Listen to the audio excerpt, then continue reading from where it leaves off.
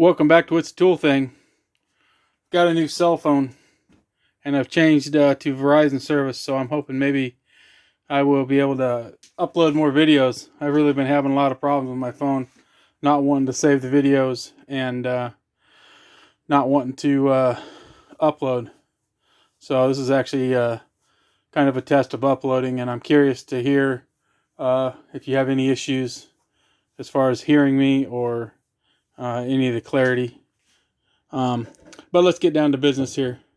I've got my 90-degree right angle, or left angle as it were, impact wrench here. I've been putting it through her paces here for several weeks now. And I gotta say, I'm not impressed. I know I've watched YouTube videos of people removing fasteners on test rigs at, 230 torqued stuff, but I've tried to remove bolts that have actually been installed for a couple of years that I know only get torqued to 75 foot-pounds. And this thing struggles. In fact, won't do it with a 2 amp hour battery, which would be the preferable battery, being it's narrow, the same size basically as the grip here. Instead of what I refer to as the footed battery that sticks out the front. With the footed battery, it was able to do those bolts. The stubby impact was able to also do those same bolts. I was doing, there was 4 or 5 of them there, and I was kind of going back and forth. It struggled a little also, but it didn't have as much problem. And I do normally run at least a footed battery, either a 4.0 or a 6.0 battery on it, which is what I had on this one. I had a 6.0. And it doesn't fit in a lot of places, as I commented about compared to the size of the hammerhead.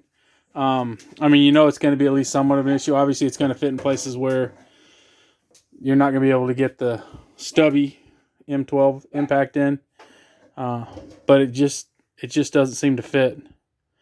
I'm sure there's applications where it would probably be the bee's knees.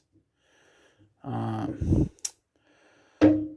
I gotta say, for $200 bare tool, I just can't justify it. So it's going to be going back, and I'm going to live without it. If I can get a deal on one at some point, maybe I'll get one. But to be honest, it's nearly as frustrating, maybe not quite as frustrating as that air-powered Ingersoll Rand hammerhead. That one I think might even have less power than this one. I know it's actually rated for less. This one's rated, I believe, for 220. And that other one is either 180 or 185. But when it comes right down to it, you can't break it loose with it like you could a ratchet. The ratchet, even the 3/8 that I complain about, the head size being bulky, is still miles smaller than this one. I still think they need to make a quarter headed version with a 3/8 anvil in it. Actually, I really wouldn't mind having one of the extended reach or the long reach units. I've been keeping my eyes out, but I haven't seen anything on the used market. I don't know if I really want to pay the premium for a brand new one of those either. I tend to use that stubby a lot. Most of the time I use my 1/2 inch air impact over the cordless ones, unless I'm out in the field, just for the weight and the convenience, because I already have an airline in the shop. It's readily available. The cordless, the mid torque and high torque that I have are out in the shop truck. So I was dragging them in for the longest time, and it's pretty frustrating too. I almost wish I wouldn't have replaced those after they got stolen. Not that they don't have decent power. They do, especially the high torque. The mid torque has been more frustrating than the high torque. The high torque just is so big and heavy that it kind of defeats the purpose most of the time, in my opinion.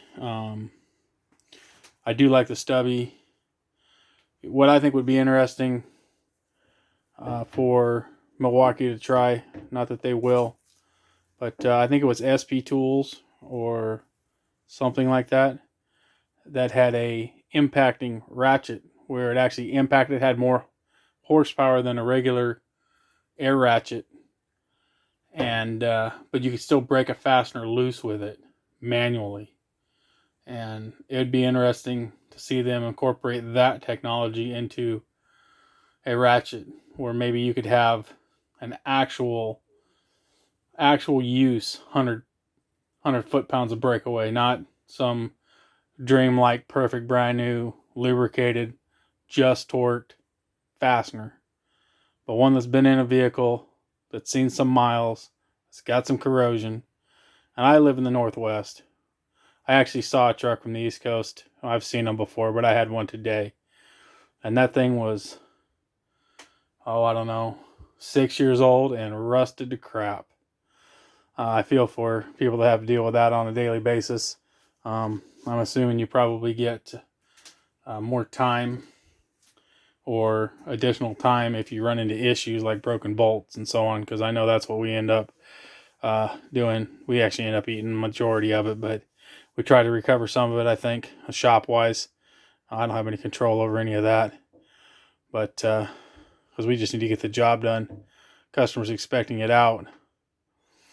So at any rate, I think this thing is a thumbs down in my opinion. Like I said, I can see the use applications.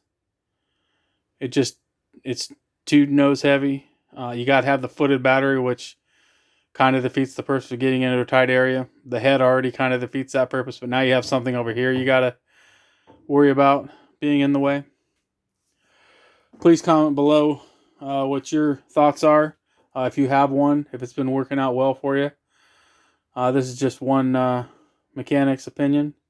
There are millions of mechanics probably, and just as many or more opinions.